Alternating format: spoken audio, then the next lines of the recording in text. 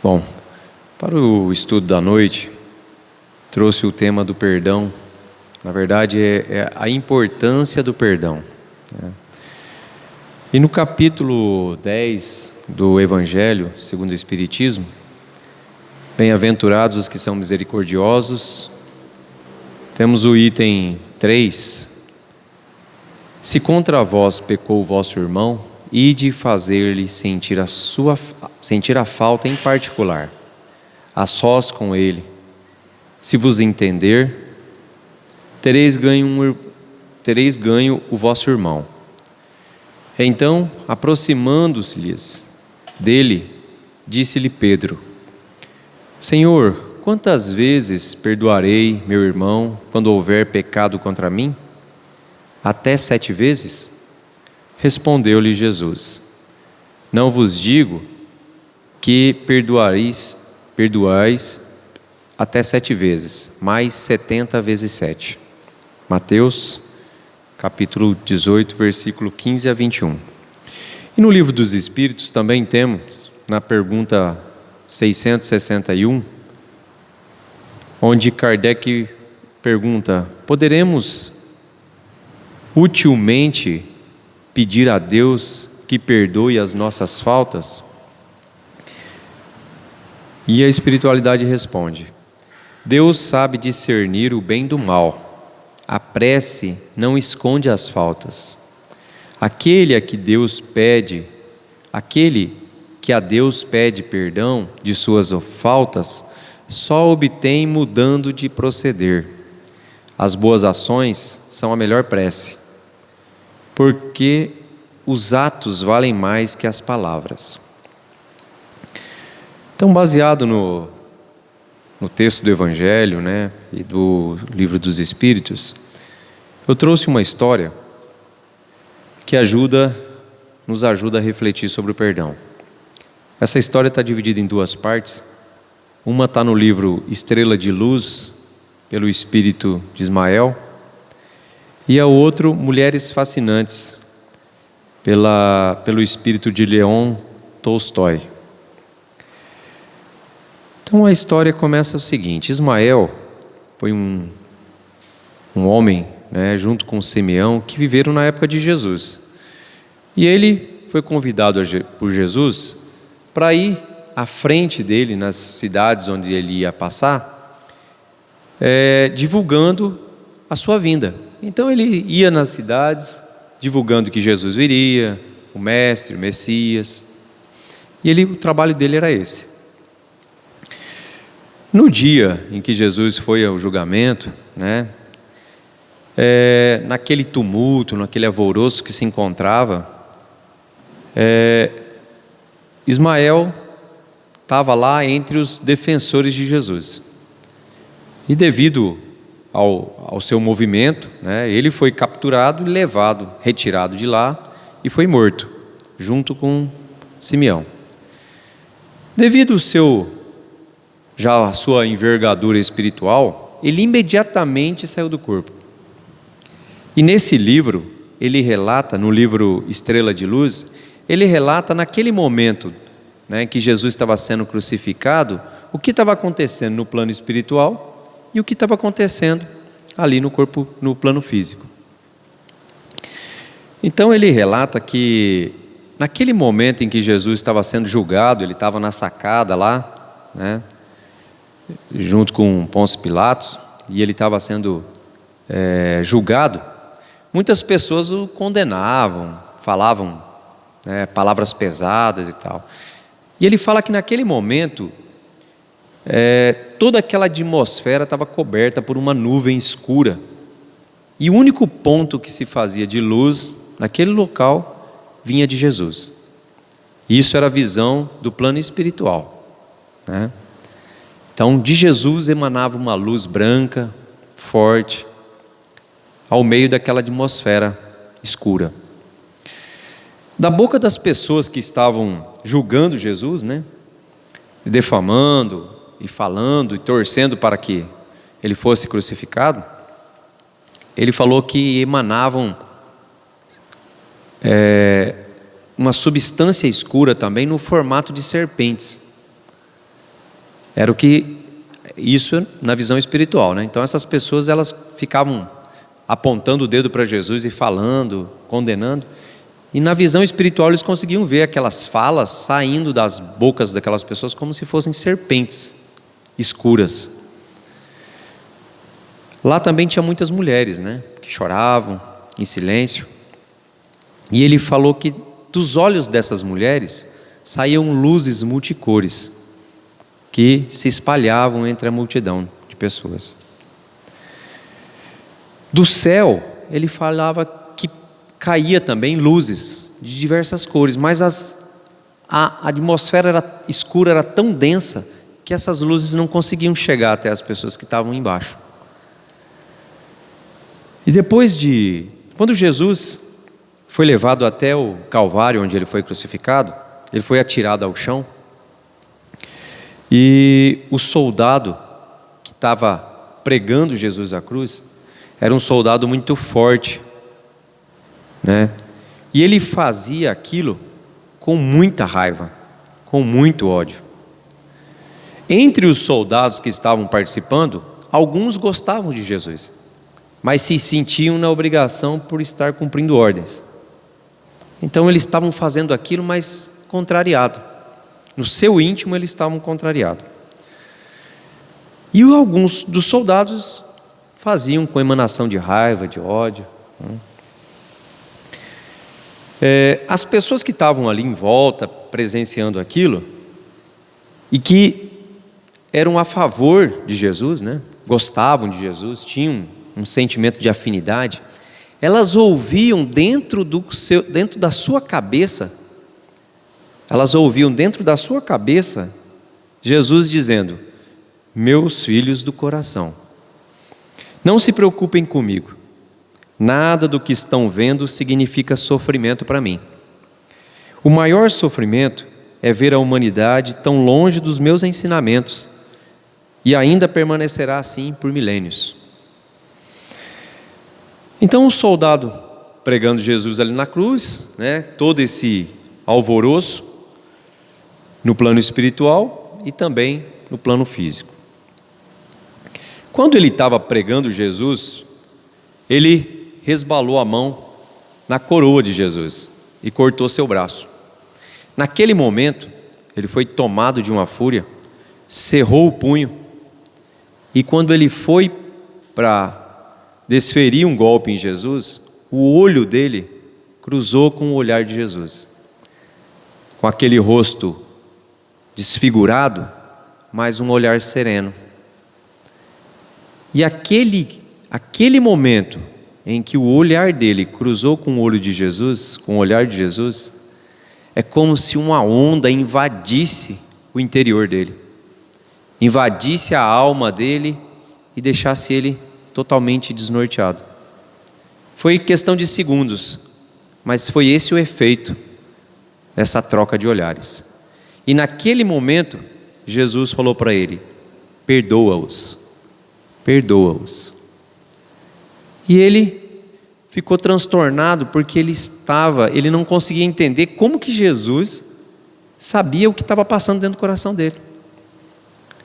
Como Jesus foi de encontro e com uma palavra desmoronou ele, pela troca de olhares e por pedir para que ele os perdoasse, né? Ele disse: perdoa-os.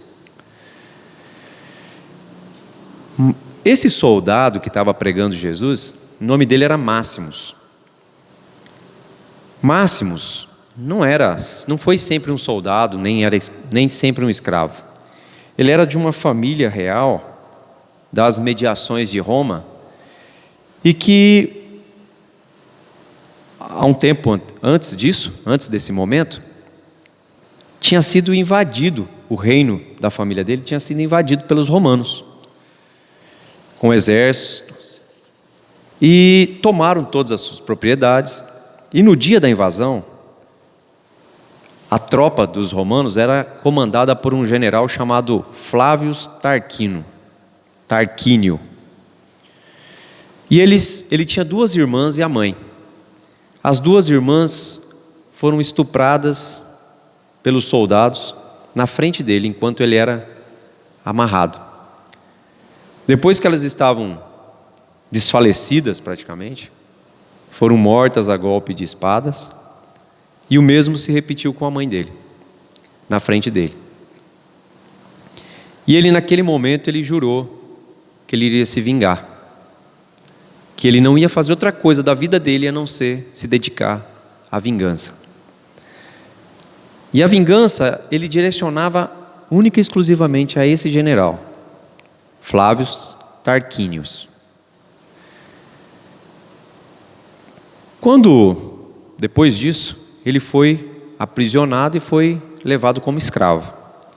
Passado muito tempo, como ele era muito grande, muito forte, ele foi treinado. E como ele tinha esse propósito de se vingar, ele entendeu que ele tinha que ser um homem de confiança do general. E ele fez isso, começou a ser um soldado, o melhor soldado, o melhor com espada, o melhor no cavalo. Ele era um dos melhores soldados. E automaticamente isso fez com que o general se aproximasse dele. E ele sempre com esse pensamento da vingança, da vingança. Era o que alimentava a vida dele.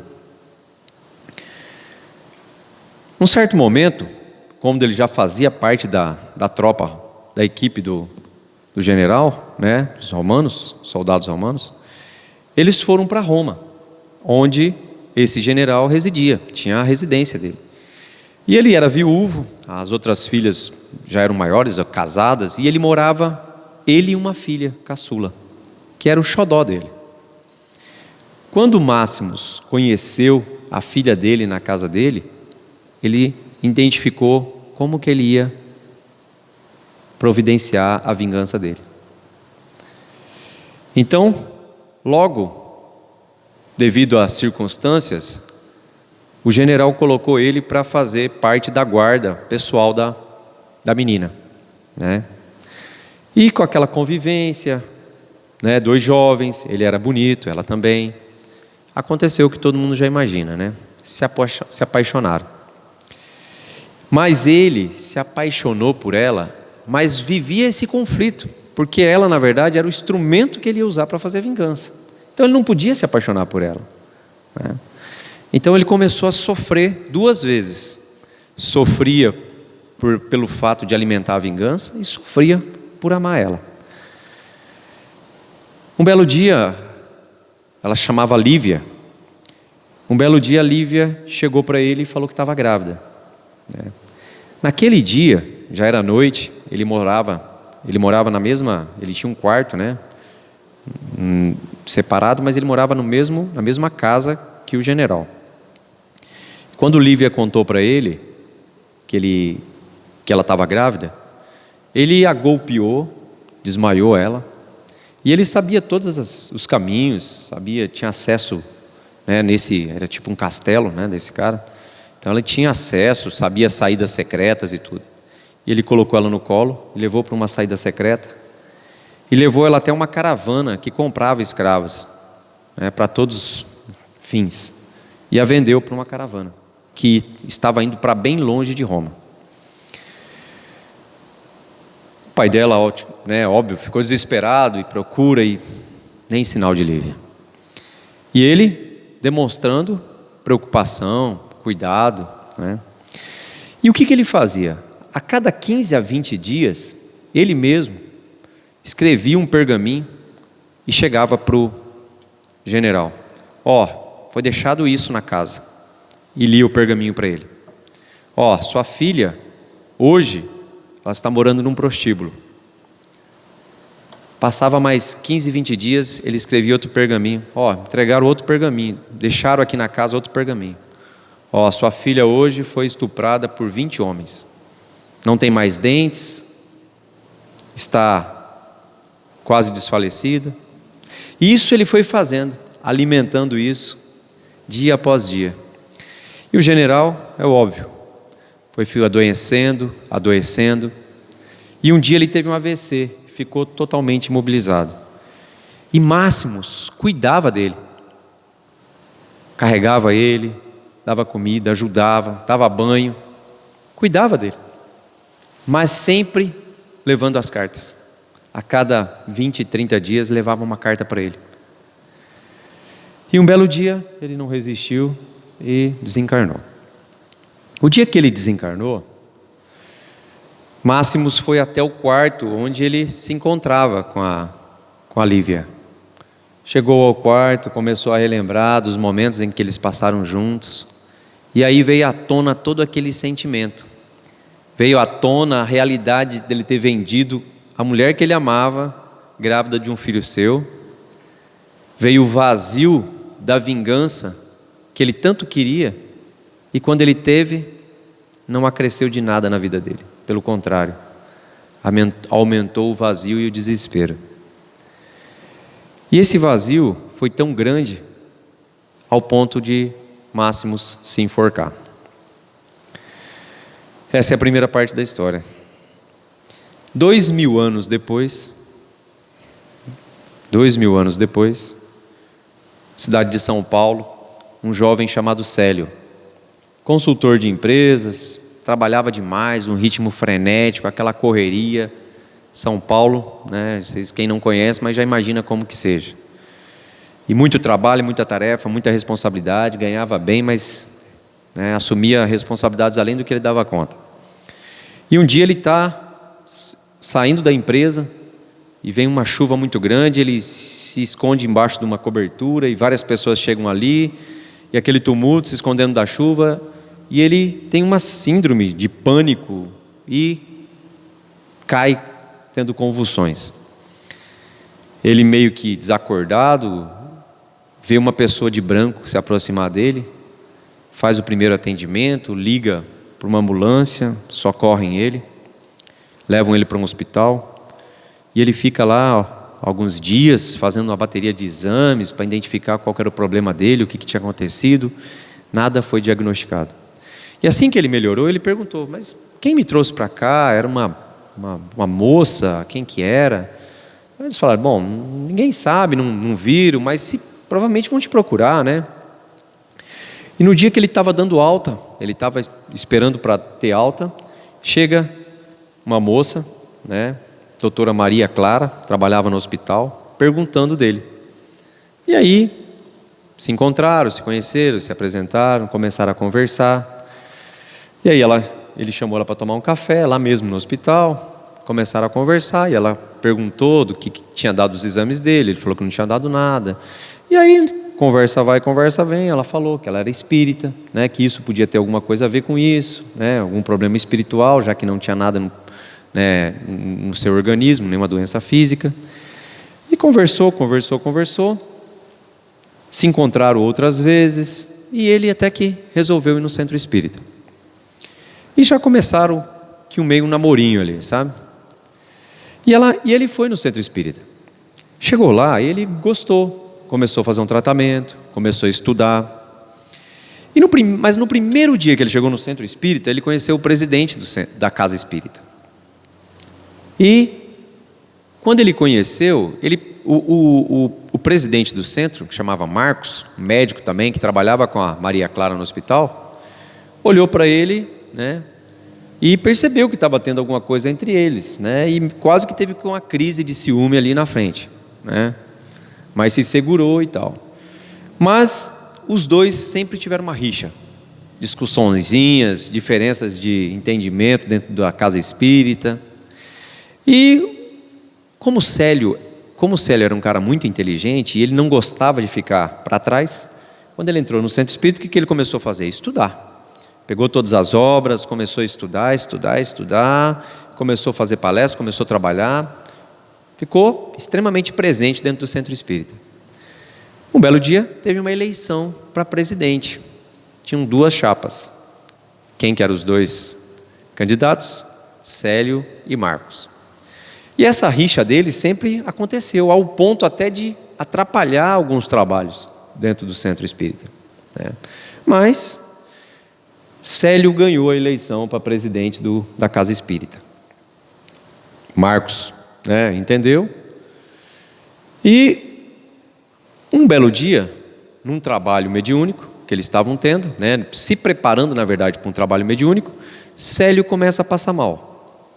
começa a passar mal, passar mal, passar mal.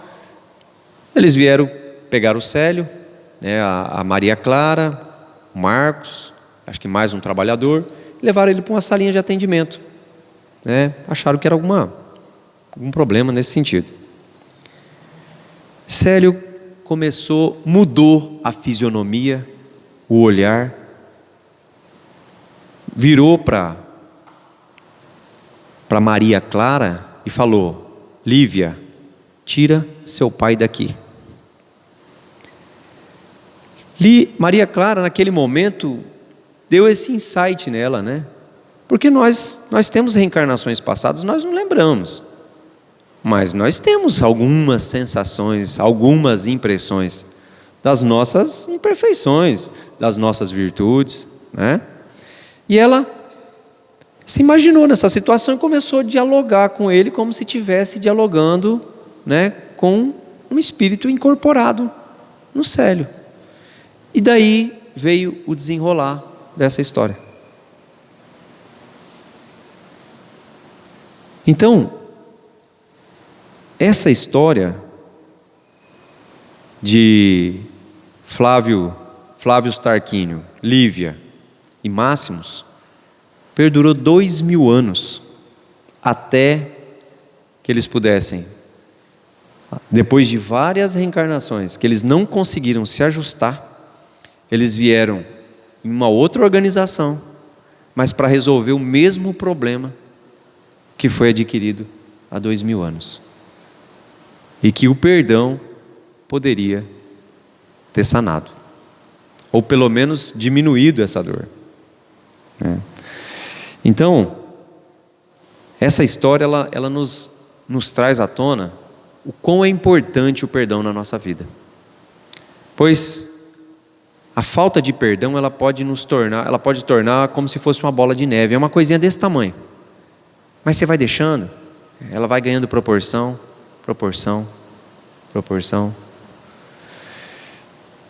Uma das situações que a gente nunca nos pergunta quando a gente fala em perdão é: e se eu que preciso do perdão? Quantas vezes alguém vai me perdoar?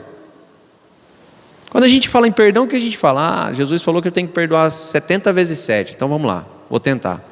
Mas a gente já se colocou no lugar: quantas vezes eu já fui perdoado? Quantas vezes mais eu ainda vou precisar ser perdoado? A gente se coloca na posição do que concede, do melhor. Ele me ofendeu, ele me atentou, então eu vou pensar se eu vou perdoar ou não. É igual a história do samaritano.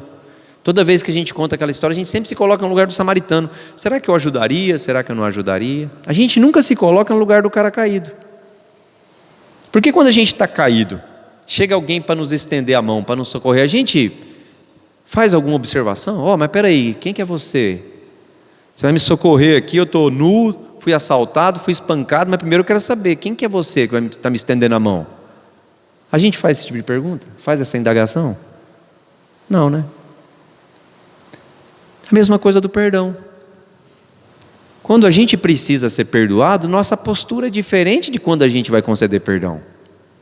Quando a gente vai conceder perdão, a gente quer analisar, quer pensar, quer fazer observações, ponderações, às vezes quer pisar no outro, quer usar do perdão como uma vara, vai perdoar, mas vai bater primeiro.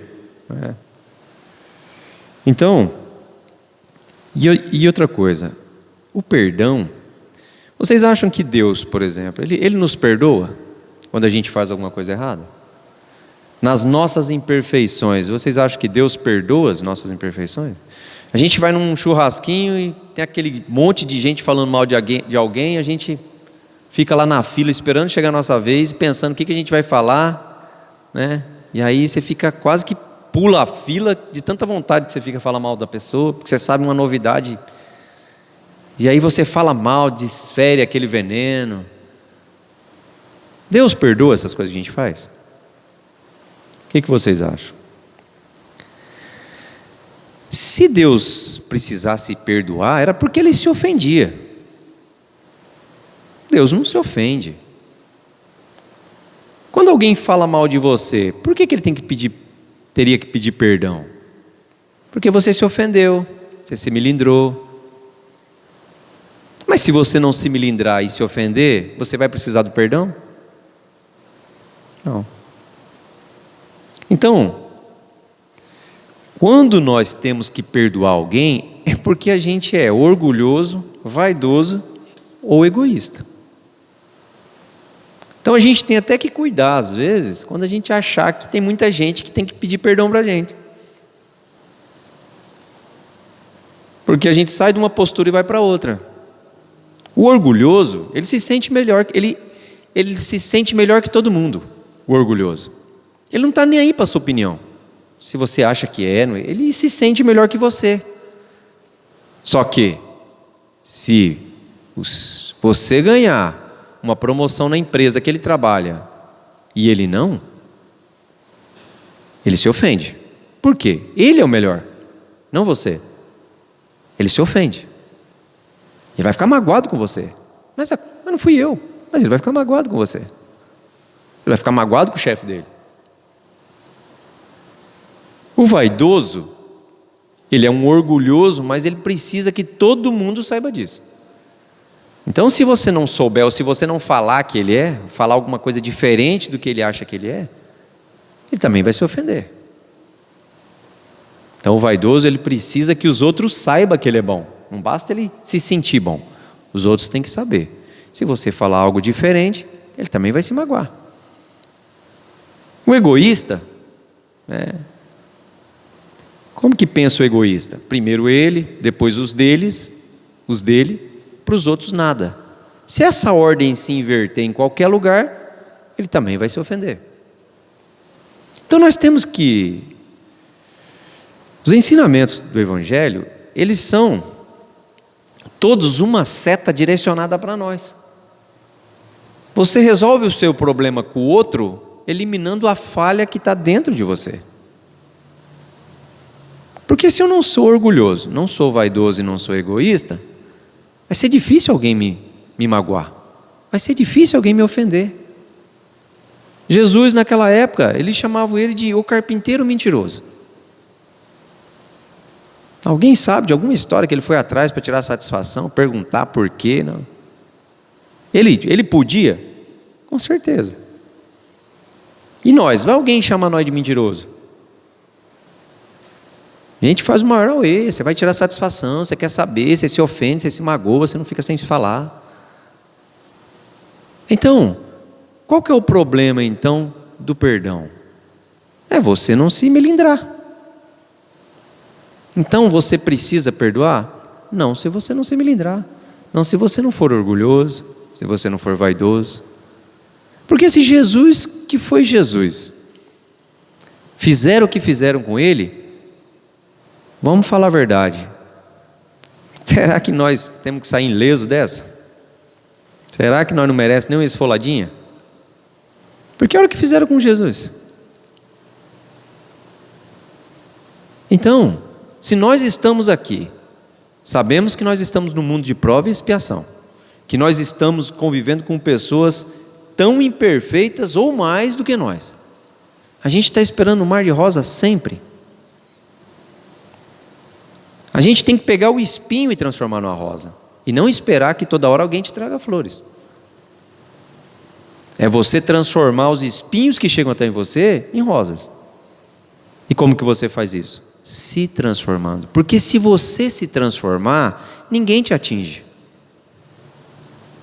Quando a gente consegue alcançar essa transformação íntima, não te atinge. Lembra que a gente sabe que a força do pensamento, o nosso padrão vibratório, nós sabemos que nós somos como se fossem antenas. Nós somos como se fossem antenas. Então, se você está sintonizado na 850, você não vai pegar a 101, a 1101. Então, se alguém está falando com você nesse padrão vibratório, a pessoa está falando um monte de coisa para você, nesse padrão vibratório, você está aqui em cima, você vibra aqui, ó. Por que você vibra aqui? Porque você busca essa transformação, você tenta corrigir as suas imperfeições, você se esforça por ser melhor. Então você já está conseguindo vibrar aqui, ó. ela vai conseguir te atingir? Você vai precisar ir lá tirar a satisfação dela? Porque se você precisar fazer isso, você vai ter que descer. Ela não vai subir para te xingar, para te ofender. Você que vai ter que descer para responder para ela. E aí cabe a cada um de nós saber se vale a pena. Eu, para jogar barro em alguém, o primeiro a se sujar de barro sou eu. Então, se alguém está te tirando barro em você, deixa. Porque se você fez o seu trabalho e o seu dever de casa, ela não está acertando barro em você. Então, é questão de olhar para dentro de nós mesmos. Todos os ensinamentos do Evangelho, ele é ligado à transformação íntima. Não está fora. A gente sempre fala isso. Se você estiver procurando o problema fora, você vai perder seu tempo. E você ainda vai fazer um monte de injustiça que você vai acusar os outros. Tem pessoas que elas reclamam. Todo mundo conhece um tipo de pessoa dessa, né? Que é aquela pessoa que tudo dá errado para ela, todo mundo fala mal dela, todo mundo fofoca dela, tudo acontece com ela. Ela sai para viajar, a pessoa liga no celular dela para falar, estão falando tal coisa, aí você já vê ela no telefone, naquela discussão, naquele alvoroço, fala com fulano, não, fala com ciclano, liga, falando.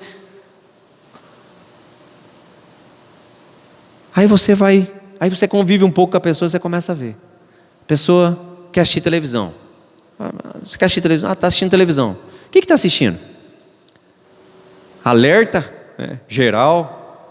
Fulano mata ciclano, mostra lá o cara ensanguentado. Casos de família. O que mais? Aí liga o rádio. Eu tenho um parente que é assim, ele acorda de manhã e liga o rádio numa estação de rádio. Ele mora em Campo Grande, numa estação de rádio assim. Só falta sair sangue pelo rádio, sabe? O cara fica narrando. Matou 4 jovens assim. Aí na hora do almoço, ele assiste de novo a reprise na televisão, porque vai que mataram mais alguém nesse intervalo e ele não viu. E à noite ele assiste de novo, porque se aconteceu mais alguma atrocidade na tarde. E aí, quando você vai conversar com ele, o que ele fala? Rapaz, mas você não sabe o que aconteceu esse dia. Mataram 5 ali. Aí, as histórias, ele só fala isso. Então, como que uma pessoa dessa quer que coisas boas cheguem até ela? Se você está o tempo todo envolvido com intriga, com falação, com conversinha, você atrai isso para você. Lembra, nós somos uma antena. Se você está com um problema, começa a pensar e analisar o que você pensa 24 horas por dia. Falaram que nós chegamos a pensar 9.000 pensamentos por dia. O que é esses 9.000 pensamentos que você pensa? Reflete um pouco, você vai conhecer você. Você vai saber o que está chegando até você. E por que é que está chegando.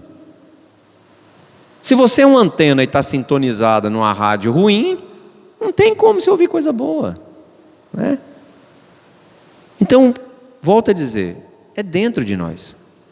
Tudo o que está acontecendo com você hoje tem a ver com o seu comportamento, com a sua sintonia. Existe injustiça? Existe. Nós somos injustos uns com os outros aqui na terra, mas não existe injustiçados. Não existe injustiçado. Existe injustiça, mas não injustiçado. Para finalizar, só vou ler um texto pequenininho aqui de Emmanuel, do livro Trevo de Ideias, pelo Francisco, né? Cândido Xavier. Perdão e liberdade. Aprendamos a perdoar, conquistando a liberdade de servir.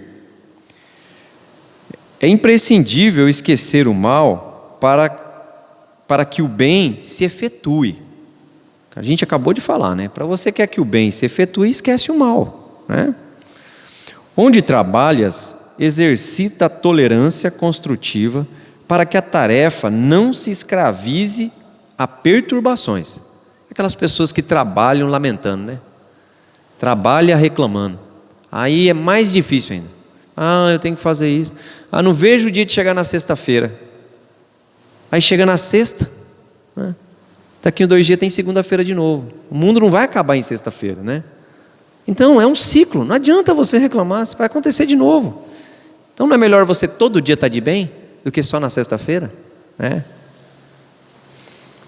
Em casa, guarda o entendimento fraterno, a fim de que a sombra não te algeme o espírito ao desespero. Onde estiveres e onde fores, lembra-te do perdão incondicional, para que o auxílio dos outros te assegure paz à vida. É indispensável que a compreensão reine hoje entre nós, para que amanhã não estejamos encarcerados nas redes das trevas. A morte não é libertação pura e simples. Tem gente que acha que morreu, ganha um par de asa e foi ontem, né? Não é bem assim. Até desencarnar não é fácil. Morrer, morre, mas não desencarna assim não, né? Até para morrer tem que ter merecimento, senão não é bem assim. Desencarnar-se, a alma do corpo, não é exonerar-se dos sentimentos que lhes são próprios. Se você vibra nessa sintonia que nós estávamos falando aqui, você morreu, você continua no mesmo padrão, sofrendo do mesmo jeito. Só que aí você tem outro problema, né? Você não dorme, você não tem remédio, você fica 24 horas no ar sintonizado no que você estava ligado aqui, né? Muitos conduzem consigo, além túmulo, uma taça de fel envenenado com que aniquilam os seus melhores. Muitos conduzem consigo, além túmulo, uma taça de fel envenenado com que aniquilam os melhores sonhos dos que ficam na terra. E muitos dos que ficam na terra conservam consigo no coração um vaso de fogo vivo, com que destroem as melhores esperanças dos que demandam o cinzento portal do túmulo. É uma ligação, nós somos ligados através do quê? Da nossa sintonia, do nosso padrão vibratório. Então tem pessoas que vai e levam o quê? A desavença que está aqui. Então fica de lá fazendo o quê? Atrapalhando o que está aqui. E tem os que vão, que ficam e ficam atrapalhando os que estão lá. A gente já viu o caso de relato de obra espírita aqui, de falar de mãe que fica aqui, fica atrapalhando o desenvolvimento do filho lá. Porque fica chamando o filho, querendo que ele fique aqui, relembrando a cena do acidente, relembrando, lamentando, reclamando. E não sai disso. A gente, né, tem que pensar o seguinte: não é fácil, mas tem que, um momento, você tem que avançar. Um dia eu ouvi uma entrevista, eu fiquei assim, nossa, mexeu comigo aquilo, sabe? Até uma entrevista assim de casos do Chico Xavier. Uma mãe dando um relato, 28 anos que o filho morreu, e até hoje ela não se conforma. E ela falava e chorava como se parece que tinha acabado de enterrar o filho, lamentando e reclamando. Tinha recebido carta do filho através do Chico, mas não saía daquilo, 28 anos depois. Então olha o sofrimento dos dois, né? É isso que ele está falando aqui. É de você ir e ficar amarrado com o que está aqui, ou ficar amarrado com o que estão lá, desta forma negativa, né? Negativa. Não procures para a tua alma o inferno invisível do ódio. Acomoda-te com o adversário ainda hoje, procurando entendê-lo e servi-lo, para que amanhã não te matricules em aflitivas contendas com forças ocultas. Hoje você está vendo ele, mais fácil você chegar lá e pedir perdão, né? Resolve isso aqui. Jesus disse, reconcilia-se com o teu irmão enquanto você está a caminho com ele, né? Transferir a reconciliação para o caminho da morte é atormentar o caminho da própria vida. Tem gente que fica, não, eu resolvo isso aí depois, aí morre e não resolve. Ou no dia de morrer, eu preciso ver fulano. Não tem esses casos? A pessoa às vezes vai morrer, está lá no último, mas eu queria ver fulano. Aí o cara cruza o país, vai lá, chega lá, vê, morre. O que será que é isso? Né? Desculpa sempre, reconhecendo que não prescindimos da paciência alheia. Nem sempre somos nós a vítima real, de vez que, por atitudes e manifestas, induzimos o próximo a agir contra nós, convertendo-nos antes os tribunais da justiça divina em autores intelectuais dos delitos que passamos a lamentar indebitavelmente diante dos outros. Às vezes você vê um caso que você está sendo vítima, a gente vai investigar mais um pouco. Quem que deu o pontapé inicial? Você, né? Toda tolerância, toda intolerância é violência. Toda dureza espiritual é crueldade. Quase sempre a crítica é corrosivo do bem, tanto quanto a acusação habitualmente é o chicote de brasas, E sabendo que encontraremos na estrada a projeção de nós mesmos, conservemos o perdão por defensor da nossa liberdade, ajudando agora para que não sejamos desajudados depois. Meus irmãos, essa fala aqui, ela resume toda a lição do perdão. E para resumir e fechar, vou contar um caso bem curto do Francisco, nossa, agora tem até um branco. São Francisco de Assis. Porque essa é a forma em que nós devemos viver. São Francisco de Assis está um dia lá molhando o jardim, um frei franciscano chega para ele: São Francisco, vou fazer uma pergunta para o senhor. Se o senhor fosse morrer hoje, o que o senhor faria? Ele parou, deu uma olhada para cima, continuava molhando meu jardim. Nós vivemos assim? Se alguém chegar aqui para nós, descer um anjo aqui agora, falar: dá licença um pouquinho, só tem um comunicado para fazer aqui. Pessoal, vocês aqui reunidos, beleza, meia-noite todo mundo vai, tá? Eu acho que cadeirinha branca começa a voar aqui. É simples assim, você só tem que viver sem nada arrastado, sem pendência. Então você tem que resolver suas pendências agora, né? Sem ninguém para pedir perdão, sem ninguém para perdoar, sem ninguém para... É igual São Francisco de Assis: não, eu estou pronto, continuava molhando meu jardim. Nós temos que viver assim. O dia que a morte chegar, estou pronto, beleza. Assina onde? Né? Então, obrigado pela presença e pela atenção de vocês. Vamos fazer a prece de encerramento, com os nossos olhos cerrados e o nosso pensamento elevado, visualizando a imagem de Jesus e rogando a toda a espiritualidade amiga, aos benfeitores do Lar de Nazaré, para que possamos beber dessa água do Evangelho de Jesus e que as suas palavras, os seus ensinamentos penetre as fibras mais finas dos nossos corações e principalmente que permaneça lá, destruindo essa carapaça que ainda temos nos nossos corações, e que pouco a pouco possa vir à tona a fagulha de Deus que vive em nós. Que assim seja.